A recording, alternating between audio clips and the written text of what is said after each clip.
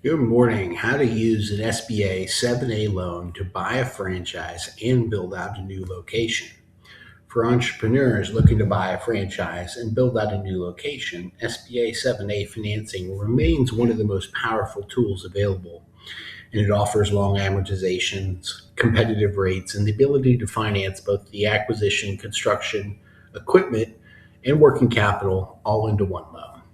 And that said, startup SBA loans are more restrictive than loans for existing businesses.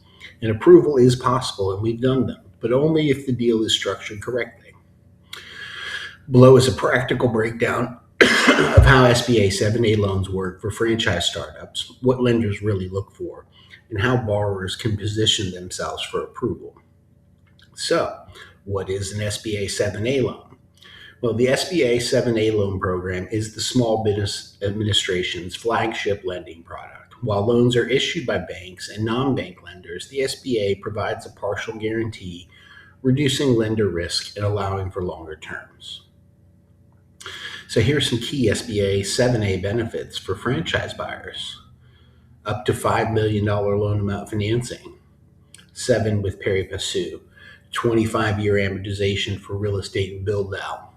But you also have the ability to finance franchise acquisition fees, leasehold improvements or build out, equipment and FF&E, as well as working capital.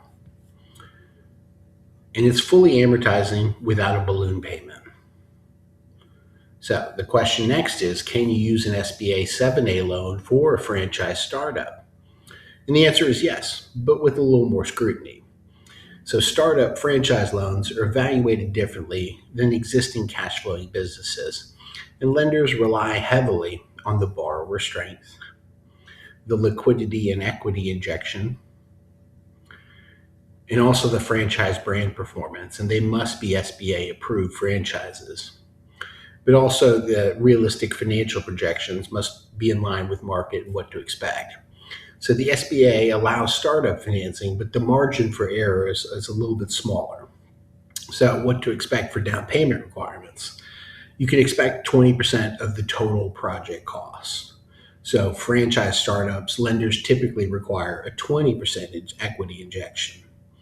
And this applies to the total project cost, which may include your franchise purchasing fee, your build out or tenant improvements, your equipment, your soft costs, and any initial working capital you want to build into the financing.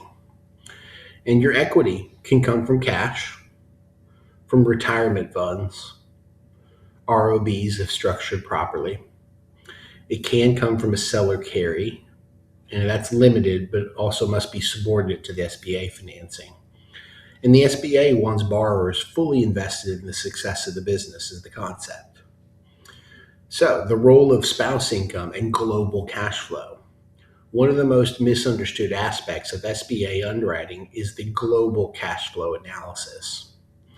So for startups, the lender evaluates your household income and expenses along with the business income and expenses. And spouse income is critical to your approval. And projections must show that the business can support itself over time. And if your spouse has a stable W 2 income, it can allow you to offset early stage business losses, but also, most importantly, support your personal living expenses. And it strengthens the overall debt coverage for the deal. So this is especially important when the business will take time to ramp up as things do. Next topic is the franchise brand matters more than you think. Not all franchises are treated equally. And lenders are going to prefer and require for SBA approved franchises, but also brands with multiple operating locations and proven unit level economics. There also must be transparent financial disclosures or FDDs. And a strong franchise brand can compensate for limited operating history for you if it's your first time ownership of a business, and it allows for conservative startup projections. So what lenders will require with respect to that? And here's what you can expect to provide. One is a personal financial statement. Two is a resume showing relevant management experience.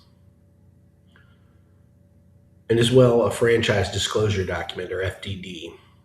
But we will also need a business plan with 2 to 3 years of income and expense projections, as well as your lease terms, or at least an LOI confirming what to expect.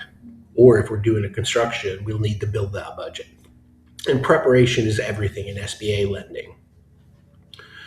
So why structure matters more than rates? Most SBA deals fail before submission, not because of credit, but because of structure. And here are some common mistakes that you can look out for, and hopefully you don't make the same. One is undercapitalized borrowers. Two is unrealistic projections on income and expenses. And three is incomplete budgets. Four could be poor lease terms. So in Medallion Funds, we focus on front-end structuring so that the loan makes sense to the lender before it ever hits them for underwriting. And here's some final thoughts on SBA 7A financing. SBA 7A loans remain one of the best ways to buy a franchise, to build out a new location, and to lock in long-term, fully amortizing financing. And yes, startup loans are more restrictive, but with the right equity, income support, and structure, approval is absolutely achievable. Now, if you're considering a franchise acquisition or a startup build-out, the key is working with an advisor who understands how SBA lenders actually think. And that's me, Bill Rapp. You can visit my website, buildoutonline.com, to figure out how to get a hold of me. And I look forward to talking with you. Have a good day.